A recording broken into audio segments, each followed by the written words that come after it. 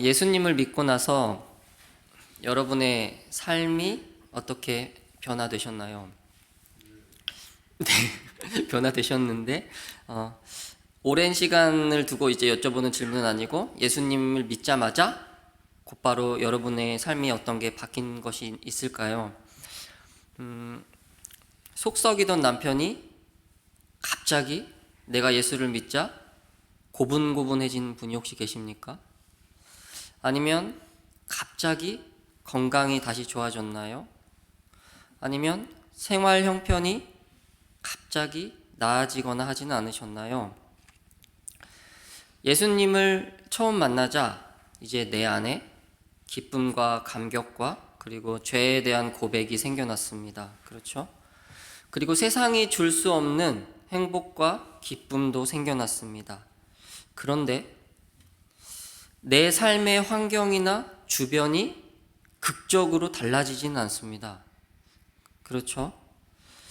예수님을 믿으면 아픈 곳이 싹 나아야 되는데 그렇지가 않고, 맨날 속만 썩이던 남편이 갑자기 변화가 돼야 되는데 그렇지가 않습니다. 예를 남편으로 들었는데 남편들 죄송합니다. 예수를 믿으면 나의 여러 문제들이 해결되고 나의 생활이 좀 실제로 확 나아져야 되는데 그렇지가 않습니다. 이상하리만큼 똑같습니다. 그래서 많이들 당황합니다. 이게 뭐지? 그런데 성도 여러분, 예수님을 믿고 나면 여러분의 생활과 환경 중에서 아주 곧바로 완전히 바뀌어버리는 것이 딱 하나가 있습니다. 시간을 두고서 바뀌는 게 아니고, 어떤 내가 열심히 기도를 해서 무엇인가 이렇게 생겨나고 그러는 것이 아니고, 예수님을 믿는 순간 완전히 나의 주변이 180도 바뀌는 것이 있는데, 그것이 무엇이냐면 궁금하시죠? 네, 또 저만 궁금한. 예수님을 믿는 순간 곧바로 무엇이 바뀌냐면, 예수님을 함께 믿는 동료들, 교회가 생겨납니다. 나에게. 예수님을 믿는 순간 곧바로 교회의 일원이 됩니다. 그리고 기존에는 그냥 나 스스로 혼자 존재하고 있었는데 그게 아니라 예수님을 믿는 순간 곧바로 교회가 됩니다. 즉 예수님을 믿고 나자 곧바로 내 삶에 극적으로 변화되는 것이 하나 있는데, 그것은 이제는 더 이상 나 혼자로 존재하지 않는다는 것입니다. 곧바로 나의 진짜 가족인 동료들, 지금 우리 함께 예배하고 있는, 또 함께 지체로 섬기고 있는 이 동료들이 내 인생에 새로 생겨난다는 겁니다. 이 교회는 성경의 원어적으로 에클레시아라고 합니다. 혹시 들어보신 분들도 계실 줄 모르겠습니다. 이 뜻은 세상에서 특별히 구별하여 부른 사람들의 모임, 이런 뜻을 가지고 있습니다. 그러니까 저와 여러분을 하나님이 세상에서 그냥 내버려 두지 않으시고 특별히 구별하여 주님은 저와 여러분을 부르셨고 그 부르신 동시에 교회가 되게 하셨습니다. 그렇다면 하나님은 왜 교회를 이 땅에 세우셨을까요? 예수님이 하늘로 승천하시고 성령 하나님이 강림한 사건 이후에 베드로 사도는 그 광경을 본 주를 믿지 않는 사람들을 향해 복음을 전하고 있습니다. 그 당시 이 시대를 베드로는 이렇게 말하고 있습니다. 40절에 보시면 패역한 세대여, 이렇게 말하고 있죠. 재밌는 게 있는데 이 누가복음 복음서에 가보시면 예수님이 직접 이런 말씀을 하세요. 예수께서 대답하여 이르시되 믿음이 없고 패역한 세대여, 내가 얼마나 너희와 함께 있으며 너희에게 참으리요. 여기서 이 너희에게가 누구일까요? 이 말씀을 누구에게 하신 말이냐면, 예수님이 이 말씀을 예수님을 배척하고 불신한 사람들을 향해 한 말씀이 아니고 예수님과 함께 다니고 있던 제자들에게 하는 말씀이에요. 제자임에도 불구하고 여전히 불신앙, 믿음이 없는 사람들을 향하여 말씀하고 있습니다. 그러니까 예수님은 자신을 따르던 그 제자들에게 이 말씀을 하셨는데, 누구에게 그러니까 한 말이냐면 지금 이 우리 사도행전에서 이 말을 하고 있는 베드로에게 예수님이 하신 말씀이죠. 베드로를 향하여 직접 예수님이 하신 말씀, 믿음이 없고 패역한 세대여, 내가 언제까지 너와 함께 있으며 언제까지 너에게 참아야겠느냐고 하신 이 말씀을, 이런 평가를 받던 베드로가 예수님을 다시 만나고 성령을 선물로 받은 이후에 이제는 자기가 예수를 모르는 사람들을 향하여 예수님께 들은 이 말을 하고 있는 겁니다. 패역한 세대여, 그 가운데 있지 말고 그 세대에서 구원을 받으라. 나도 너희처럼 그전에는 이 패역한 세대들 가운데 있다가 구원을 받았으니 너희도 이 세대에 휩쓸려 가서 죽음으로 가지 말고 구원을 받으라 라는 강권적인 권면입니다. 이 말을 들은 예수를 알지 못했던 많은 유대인들은 마음에 찔림이 시작된 그 수많은 사람들이 회개를 하고 돌이켜 성령의 이름으로 세례를 받음에 이날의 신도의 수가 3,000이나 더하게 됩니다. 우리는 이 오늘 본문의 가장 앞부분에서 하나님께서 교회에게 바라시는 것이 무엇인지 알게 됩니다. 하나님은 이 세상을 패역한 세대라고 정의하셨습니다. 예수님 시대에만 패역한 것이 아니죠. 지금 저와 여러분이 살고 있는 이 시대가 어떻습니까? 이 시대도 역시 패역한 시대입니다. 이 세상이 얼마나 각박합니까? 시간이 갈수록 사랑이 없어지고 점점 메말라 가고 있지 않습니까? 제가 어렸을 때만 해도 이웃끼리 굉장히 친했어요. 그렇죠? 옆집에 누가 사는지 알고, 꼭 예수 믿는 교회 지체들 말고더라도 서로 관심이 많았고, 아이들도 막 같이 돌봐주고 음식도 나눠 먹고. 그런데 지금은 옆집에 누가 사는지도 모릅니다. 혹시 옆집에 누가 사는지 잘 아시는 분, 뭐 이렇게 주택에 사시는 분들은 그래도 다 아시겠지만 특히 아파트에 거주하시는 분들은 더 모르죠. 또 사건 사고가 끊이지 않고 서로를 향한 사랑보다는 미움과 시기, 그리고 사실 이런 것보다 더 무서운 게 뭐냐면 무관심, 아예 이웃에 대한 관심이 별로 없습니다. 이것이 너무나 자연스러운 시대입니다. 그런데 주님은 그 시대 가운데 특별히 저와 여러분을 건져 구원을 이루셨습니다. 그런데 주님은 한 사람에게만 그렇게 하신 것이 아니고, 각자 그렇게 하신 것이 아니고 무리로 회심을 시키십니다. 이것이 교회입니다. 먼저 구원받은 그리스도인들은 또 다른 이들에게 이 소식을 전합니다.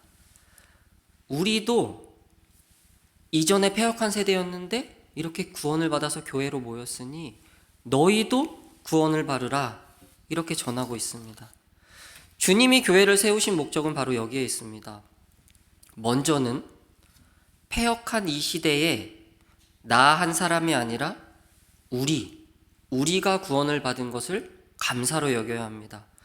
얼마나 놀라운 큰 은혜인지 깊이 깨달아야 합니다. 그리고 동시에 거기서 그치지 않고 이 패역한 세대 가운데 있는 여러분의 이웃을 향하여 복음을 전하며 은혜를 나누며 예수를 보여야 합니다.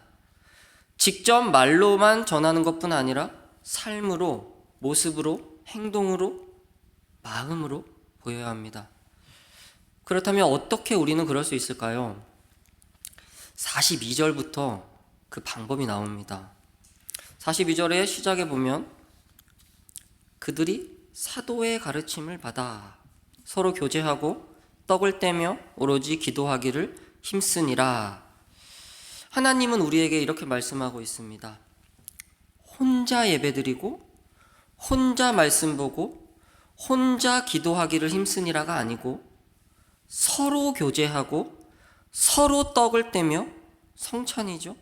그리고 오로지 서로를 위한 기도에 힘쓰니라. 이것이 교회입니다. 이것이 교회가 추구해야 할 모습입니다. 먼저는 사도의 가르침, 그러니까 성령 하나님을 통하여 하나님의 말씀을 배우며 그 말씀을 통한 임재하신 주님을 깊이 만나고 말씀대로 살아가려고 했습니다. 이게 먼저라면 그 다음 또한 그와 못지않게 서로 깊이 사랑하며 교제하며 함께 모여 주의 몸과 피를 나누는 성찬의 은혜를 나누며 또 함께 모여서 밥을 먹고 함께 모여서 기도를 통하여 공동체와 서로를 위해 주님께 나아가는 것, 이것이 교회이고 우리가 할 일입니다. 다 아시는 내용이실 겁니다. 그런데 이 시간 고민해 보기를 원합니다. 혼자 신앙생활하면 어떤 면에서는 편할지 모릅니다. 그렇죠? 중식 준비도 안 해도 됩니다. 그냥 우리 가족 먹을 밥 하면 됩니다. 주일에 예배 나오려고 멀리서 아침부터 서두르지 않아도 됩니다. 또 씻고 준비하는 것이 얼마나 번거롭습니까? 일주일 내내 일을 하고 주말에는 좀 쉬어야 되는데, 그죠? 오후 시간에까지, 주일날 오후 시간까지 쉬지도 못하죠. 또 나만 생각하면 됩니다. 저 사람 안 나와도 나랑 상관없고, 다른 사람과 교제하느라 내 에너지를 소비하지 않아도 되고, 나만 잘 믿고 내일만 잘 되면 되고 내 가족만 괜찮으면 되고. 그러나 성도 여러분, 성경 어느 곳에서도 혼자 신앙생활 하다가 천국 가라는 말씀은 없습니다. 최초의 교회도 그런 모습이 결코 아닙니다. 다시 한번 강조드리겠습니다. 한 가르침인 성경을 통한 주의 말씀을 받고 사랑과 용서와 용납으로 교제하며 함께 밥 먹고 함께 또 주를 먹으며 함께 기도의 삶으로 나아가는 것, 이것이 하나님이 저와 여러분, 우리를 부르신 목적이고 교회의 임무입니다. 성령이 강림하신 사건은 그 결과 곧바로 교회로 모이는 사건과 맥을 같이 하고 있습니다. 이 두 개가 분리되지가 않아요. 성령 하나님이 오시자 집단적인 회심이 일어났고 그 사람들이 교회로 모이게 되었습니다. 오늘의 본문도 바로 그냥 두 개가 연결되어 있습니다. 주님이 부르셔서 주의 자녀가 된 사람들은 성령 하나님의 역사가 이미 시작된 사람들입니다. 그 부르심은 결코 혼자만의 부르심이 아니고 언제나 교회로 부르셨습니다. 그러니까 성령이 강림하자 교회가 생겨난 겁니다. 성령이 강림하자 한 개인이 방언을 하고 그런 것이 아니라 흩어진 언어가 묶이고 주님의 큰 일로 묶여서 교회가 생겨났습니다. 그 가운데 특별히 42절에서 47절은 그 오순절 성령 강림의 결과로 나타난 초대교회의 모습을 굉장히 자세히 기록하고 있습니다. 이 사도행전을 기록한 누가라는 사람은 제일 먼저 오순절 사건을 기록했고, 그 다음에 베드로의 설교로 예수님이 누구신가를 선포하였고, 이제는 성령 충만을 받은 이 당시 교회의 모습을 자세히 설명하고 있는 것입니다. 그 교회의 모습 가운데 우리가 42절을 본 겁니다. 서로 말씀을 배우며 사랑 교제, 성찬, 기도에 힘쓰니라. 그리고 43절부터는 더욱 구체적인 교회의 모습을 묘사하고 있습니다. 저는 이 모습을 이렇게 정의하고 싶습니다. 사랑의 공동체. 우리 함께 따라해 볼까요? 사랑의 공동체. 네, 감사합니다. 이 42절에 서로 교제하다, 이 단어가 코이노니아라는 이런 단어인데, 이 단어의 뜻은 공동, 연합하여 하나됨, 이런 뜻입니다. 여기 있는 사람들은 다 다르잖아요. 우리가 서로 다 다르죠. 생김새도 다르고 고향도 다르고 말투도 다르고 나이도 다르고 성격도 다르고 좋아하는 것도 다르고 서로 모든 것이 다 다른데, 그렇다면 우리는 어떻게 공동, 연합하여 하나됨, 이 말에 어울릴까요? 먼저는 꼭 기억하셔야 할 것이 무엇이냐면, 우리가 다 다른데 동일하게 받은 것이 있습니다. 그것은 바로 하나님입니다. 하나님이라는 뜻이 하나라는 뜻이에요. 하나라는 뜻에 님자를 붙인 겁니다. 저와 여러분은 성부, 성자, 성령 삼위 하나님이 하나로 연합되어 있듯이 그 한 분이신 하나님을 우리 모두 공동으로 받았습니다. 그렇기 때문에 저와 여러분은 다 다르지만 공동이라는 말을 사용할 수 있게 되었습니다. 이 이외에 다른 이유는 없습니다. 그리고 동일하게 받은 그 하나님은 한 개인 혹은 한 집단이 받은 것에서만 끝나는 것이 아니라 서로 나누어 주는 것, 서로를 위해 주는 것, 즉 하나님을 받았고 받은 하나님을 서로에게 나누는 것, 바로 이것이 성경에서 말하고 있는 서로 교제한다는 의미입니다. 그렇기 때문에 교회의 교제는 단순히 만나서 세상 이야기하는 걸로 퉁칠 수가 없는 겁니다. 단순히 만나서 이야기하는 것이 결코 교제가 아닙니다. 오랜 시간 함께 보낸다고 해도 교제가 아닙니다. 우리가 동시에 함께 받은 그 공동으로 받은 하나님을 서로 나누는 것, 이것이 교제이고 이것이 교회입니다. 그렇다면 성경에 기록되어 있는 이 오늘의 본문의 이 초대교회 사람들은 받은 주님을 어떻게 나누었을까요? 44절, 45절이죠. 믿는 사람이 다 함께 있어 모든 물건을 서로 통용하고 또 재산과 소유를 팔아 각 사람의 필요에 나눠주며, 이들이 나눈 사랑은 말로만 하는 사랑은 아니었습니다. 믿는 사람이 다 함께 있었다. 그리고 모든 물건을 서로 같이 사용했다. 그리고 재산과 소유를 팔아 각 사람의 필요에 따라 나누어 주었다. 사실 이 구절은 이후에 그리스도인들에게 많은 좀 삶의 방향을 설정하는 데 있어서 의견이 분분했던 구절입니다. 신자는 어떠한 개인의 소유도 있으면 안 되는가? 그리스도인은 반드시 이 모범을 진리로 따라야 하는가? 과거에 우리 교회가 그러니까 개신교 이전의 신자들은 이 말씀을 따라 수도원을 만들었습니다. 그러니까 개인의 재산 소유를 아예 하지 않은 거예요. 그리고 내 개인의 재산을 회중 전체에, 그러니까 수도원에게 양도하고 개인적인 재산은 병합되었습니다. 이 말씀을 문자적으로 따른 것이죠. 그런데 사유재산이 없는 공동체에도 많은 문제가 발생했습니다.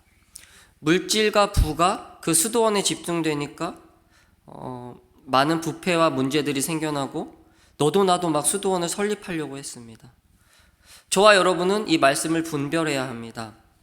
먼저는 하나님이 저와 여러분을 교회로 부르신 목적은 많은 이들을 부요하는 것에 있지 나 스스로만의 부를 축적하는 것에 있지 않음을 기억해야 합니다. 부자 청년의 말씀에서도 주님은 자발적이고, 억지로가 아니었죠. 자발적이고 전적으로 낮은 자의 삶을 살아가도록 권면하셨습니다. 다만 그렇다고 해서 예수님이 모든 그리스도인들에게 사유재산을 갖지 말라고 금지하신 것은 아닙니다. 이 46절의 뒤에 보시면 그들이 집에서 떡을 뗐다고 이제 나옵니다. 그러니까 이 당시 사람들은 여전히 자신의 소유한 집들을 가지고 있었습니다. 즉 모든 사람이 집을 팔았다는 것은 아닙니다. 그리고 45절은 이게 종결되지 않은 시제로 사용되고 있는데, 이것은 집을 파는 행위가 단번에 일어난 것이 아니라 계속해서 필요에 따라서 응해져졌다는 것을 알 수 있습니다. 따라서 이 말씀을 가지고 절대 개인의 자본을 축적하는 사유재산을 가지고 있으면 안 된다고 여기는 죄책감을 갖지 마십시오. 그러나 동시에 기억하실 것이 있습니다. 저와 여러분은 특별히 교회 지체들 가운데 가난하고 연약하고 어려운 성도들을 돕고 돌보며 자비를 베풀도록 부름받았습니다. 육체적인 봉사뿐만 아니라 물질적인 나눔도 포함합니다. 만약에 형제 자매의 궁핍함을 보고도 내가 가진 것을 나누지 않는다면 우리 안에 사랑이 없다고 사도 요한은 말하고 있습니다. 따라서 사랑의 공동체는 이런 것입니다. 내가 가진 모든 것이 주님이 주셨음을 인정하는 것, 그리고 동시에 궁핍한 지체들을 돌아보고 마음을 쓰는 것, 서로를 향하여 자비와 국률함으로 주님이 우리에게 그러셨듯이 주님의 사랑을 나누는 것입니다. 그리고 마음에서만, 말에서만 그치는 것이 아니고 반드시 실제적인 행동으로 서로를 돌아보는 구체적인 외적인 행동으로 나타났습니다. 성도 여러분, 저는 우리 초등교회가 더욱 하나 되기를 소망합니다. 물질로 인하여 생활의 궁핍함으로 인하여 낙심하는 성도가 있다면 그를 위하여 기도할 뿐 아니라 더욱 실제적으로 돌아봐 주시기를 부탁드립니다. 우리가 하고 있는 천사 나눔 헌금도 이러한 일환이 될 수 있습니다. 우리가 전하는 그 구체적이고 실제적인 사랑으로 인생의 공경과 생활의 궁핍함에 처한 연약한 지체가 우리가 공동으로 받은 하나님을 다시 한번 만나고 그 사랑에 힘입어 더욱 죽게 나갈 수 있게 됩니다. 김 집사, 요즘 어때? 끼니는 잘 해결하고 있어? 주머니에 봉투를 하나 툭 찔러 넣으면서 아이 모르는 척 받아. 하나님이 나에게 주신 돈이야 하면서 빙그레 웃는 거죠. 그럼 김 집사의 마음이 어떨까요? 나 혼자 예수 믿는 게 아니구나. 내 남편은 그대로지만 나에게 새로운 가족이 있었구나. 나는 분명히 내 삶이 하나도 달라지지 않았다고 여겼는데 그게 아니구나. 나에게 교회가 있구나. 내 삶은 이 사람들이 있기 때문에 완전히 달라진 거구나. 나는 더 이상 이 세상에 혼자가 아니구나. 하나님이 지체들을 통하여, 교회를 통하여 나와 함께 하시는구나. 성도 여러분, 이러한 자비와 국률한 마음과 구체적인 실천들이 늘 우리 교회 안에 가득하기를 소망합니다. 오순절 성령 강림 이후에 예수 그리스도가 선포되었고 마음의 찔림이 있고 회개하고 돌이킨 주의 백성들이 교회를 이루었습니다. 이 공동체가 사랑의 공동체라고 했습니다. 한 하나님을 받아 그 하나님을 나누는 것, 말뿐이 아니라 행함과 진실함으로 서로를 돌보고 사랑하며 서로의 필요를 돕고 하나가 되어가는 사랑의 공동체의 모습을 보았습니다. 여기서 한 발자국 더 가보겠습니다. 이제 46절, 47절은 조금 더 구체적인 기록들이 저와 여러분에게 전해지고 있습니다. 46절을 보시죠. 먼저는 날마다 마음을 같이하여 성전에 모이기를 힘썼다고 합니다. 이것은 교회의 공적인 모습, 공적인 예배를 말합니다. 여기서 근데 성전이라고 표현된 것은 지금 우리 교회 예배당과는 다릅니다. 여기서는 예루살렘 성전을 말하고 있습니다. 예수님을 믿게 된 사람들이 당시까지는 예루살렘 성전에서 계속 모였으나 다시 구약의 제사 같은 그런 제사는 지내지 않았을 겁니다. 그런데 아직 예루살렘 성전이 무너지지 않고 그대로 있었습니다. 즉 예수를 믿게 된 초기의 교회, 이 회심한 유대인들은 예루살렘 성전에 모여서 함께 예배했습니다. 그러나 구약의 제사가 아니라 오신 그분, 오신 메시아, 이 모든 제사를 완성하신 하나님을 높이고 모여서 기도했습니다. 그리고 또 이 성전은 많은 사람들이 모입니다. 자동적으로. 예수님을 모르지만 많은 유대인들이 그 성전에 항상 모여 있었거든요. 그러니까 교회는 그곳에서 예수님을 전하는 일을 했습니다. 그러니까 지금 우리가 예배당에 이렇게 모여 예배하고 기도하는 것과 유사합니다. 그러나 지금 우리가 모인 이곳은 성전은 아닙니다. 예수님 이후의 성전은 예수님 자체이시고 여기 모여있는 저와 여러분 자체가 성전이 되었습니다. 그렇다면 이 사람들은 얼마에 한 번 모였을까요? 일주일에 한 번씩 모였을까요? 아니죠. 뭐라고 되어 있습니까? 날마다.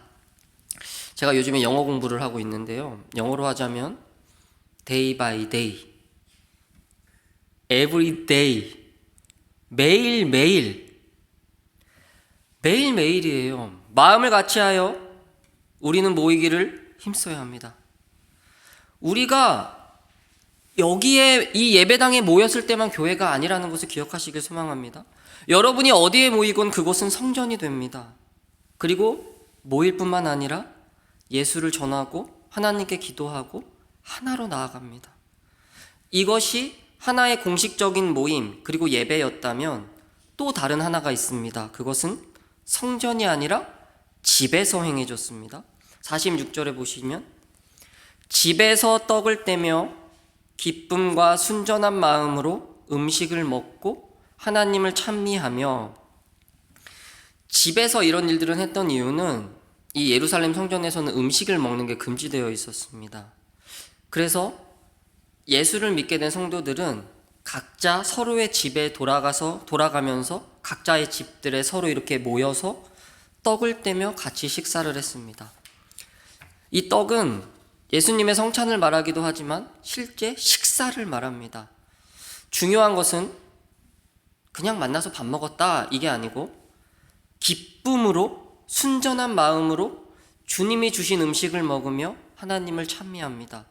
여기서 이 기뻐했다는 말은 마음에서 우러나오는 진실한 기쁨을 말합니다. 교회의 모든 모임과 예배는 이러해야 합니다. 의식과 형식이 주가 아니라 기쁨과 순전한 마음이 주가 되어야 합니다. 또 공식적인 이 모임뿐만 아니라 이 집에서 모이는 비공식적인 모임도 자발적으로 나타났습니다. 집에서 서로 매일 같이 밥 먹고 기뻐하며 하나님을 찬미했다. 사도들이 모여서 자 보십시오 이렇게 뭘 붙이는 거예요. 이번 주는 누구네 집에서 모이세요. 다음 주는 누구 집에서 모이세요. 이 사람들이 이렇게 강제로 이렇게 써서 붙였을까요? 성경에 이런 건 기록되어 있지 않지만 이런 식으로 하지 않았을 것이라고 추측합니다. 그럼 거기 벽보에 붙은 사람, 우리 집은 싫은데 우리 집 이번 주에 누구 와야 되네 이랬을까요? 서로 자기 집에 초대하려고 하지 않았을까요? 너 점심 먹을 거 있어? 이 당시에 믿는 사람들은 소수의 사람들 빼고는 대부분 식사 끼니를 잘 해결하지 못하는 대부분이 궁핍한 사람들이었습니다. 우리 집에 와서 밥 먹자. 나 먹을 거 있어. 애기들 저녁에 먹을 거 있어? 아니야. 이번에는 우리 집에 와. 나 먹을 거 있어. 하나님이 주셨어. 너랑 같이 먹으라고 하나님이 주셨어. 사람들이 가진 물질에 대한 자세가 보이실까요? 그리고 서로를 향한 사랑이 보이실까요? 교회가 이런 모습을 보이자 이 세상에서 어떤 일이 일어나냐면 47절을 보시죠. 온 백성에게 칭송을 받으니 주께서 구원받은 사람을 날마다 더하게 하시니라. 저는 이 말씀을 보며 참 위로가 되었지만 한편으로는 또 반성도 되었습니다. 여기서 이 온 백성에게 칭송을 받으니라고 할 때 이 온 백성은 예수님을 믿는 백성들만을 말하고 있지 않습니다. 교회가 공식적으로 그리고 비공식적으로 서로 날마다 모여 예배하고 동시에 흩어져서 서로 식사하고 밥 먹고 사랑으로 돌보고 위로하고 교제하는 이 모든 모습이 결코 교회 테두리 안에서만 일어나지 않았음을 말해줍니다. 교회 밖으로, 그러니까 믿지 않는 자들에게 얼마든지 흘러간 것입니다. 여기서 말하는 온 백성은 예수를 아직 알지 못하는 모든 이스라엘 백성을 포함하는 말입니다. 당시 이곳에 살던 모든 사람들을 말하고 있습니다. 아무리 백날 안에서만 우리끼리만 모여서는 그들의 칭송을 받지 못합니다. 우리들만의 잔치가 될 뿐입니다. 그런데 오늘의 말씀은 테두리 밖의 사람들에게 칭송을 받았다고 합니다. 그리고 그 결과 47절의 끝부분이죠. 주께서 구원받는 사람을 날마다 더하게 하셨다라고 선포합니다. 성도 여러분, 저와 여러분은 교회 안에 갇혀서는 안 됩니다. 교회가 울타리가 되고 바리게이트가 되어서는 안 됩니다. 우리 교회, 천은교회가 그리고 이 지상의 모든 교회들이 하는 모든 일들은 세상과 상관없는 일들이 되어서는 안 됩니다. 슬프게도 현대 이 시대는 기독교와 교회가 칭송이 아니라 지탄을 받고 있습니다. 왜 그럴까요? 왜 2000년 전의 교회는 세상의 칭송을 받고 주를 믿는 사람들이 더해졌을까요? 그 수많은 박해가 있던 시절인데, 그런데 지금은 2000년이 지난 지금은 왜 지탄을 받고, 한국의 문제도 아닙니다. 유럽에 있는 교회들은 이미 다 무너졌습니다. 왜 주를 믿는 사람들이 쉽게 더해지지 않을까요?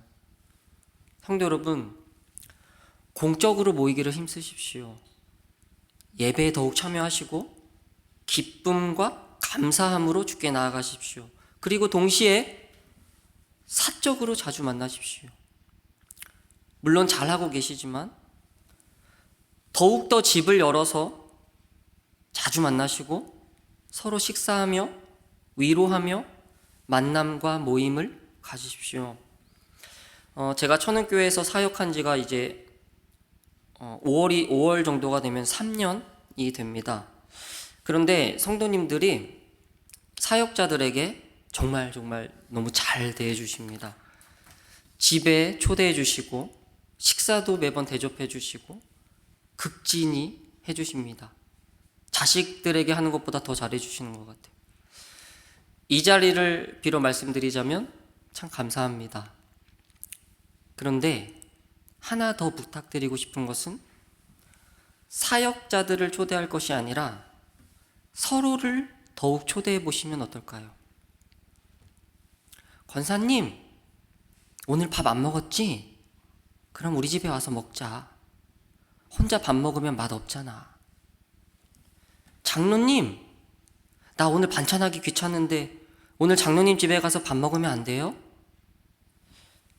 힘든 일을 당한 성도님들에게 연락해서 반찬을 가져다 주는 건 어떨까요?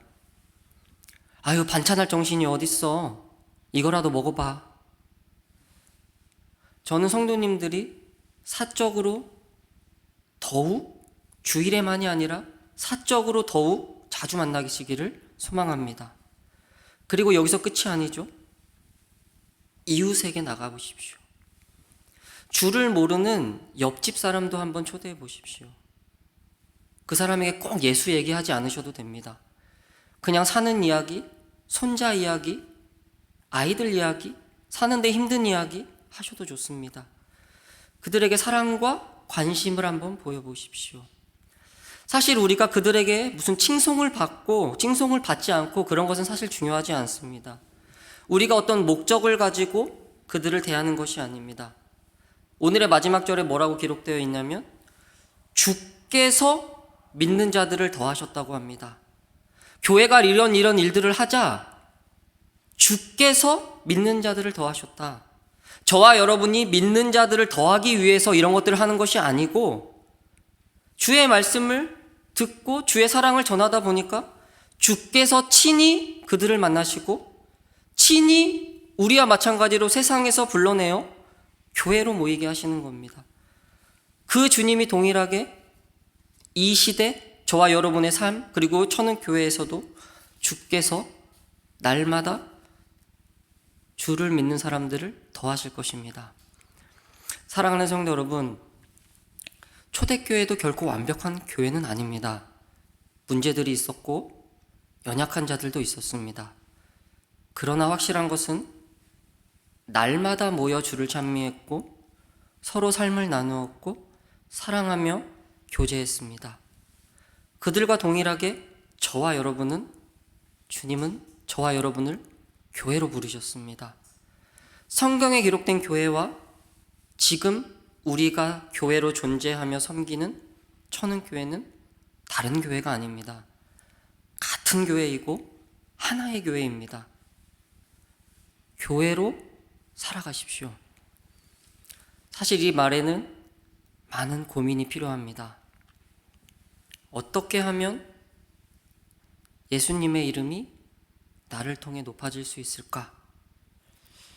어떻게 하면 성경의 교회의 모습이 지금 이 시대에 우리가 재현할 수 있을까? 아니, 재현 정도가 아니라 어떻게 하면 우리 안에 넘치는 기쁨과 넘치는 사랑이 우리 안에 가득해서 세상으로 넘쳐 흘러가게 할 수 있을까? 성도 여러분, 이 고민은 사역자나 당회가 하는 것이 아닙니다. 모든 성도가 함께 하는 것입니다. 끊임없이 고민하여 주십시오. 그리고 또 좋은 생각들, 주님이 주시는 지혜들이 있다면 교회와 당회에 말씀하여 주십시오. 무엇보다 잊지 말아야 할 것은 우리 힘으로 하지 않는다는 것을 기억하시면 좋겠습니다. 교회의 주인이자 머리는 주님이시기 때문에 반드시 저와 여러분에게 주께서 지혜와 담대함을 주실 것입니다.